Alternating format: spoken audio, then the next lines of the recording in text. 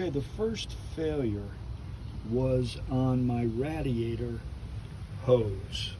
And let me go down and show you what I did. I just simply moved the one factory clamp back and put on a worm gear clamp, stop the leak. And here's another example, okay? This is the factory clamp. This is the worm gear clamp I put on. I had a power steering leak. I've been driving this around now for 2 weeks now, and there is no leak.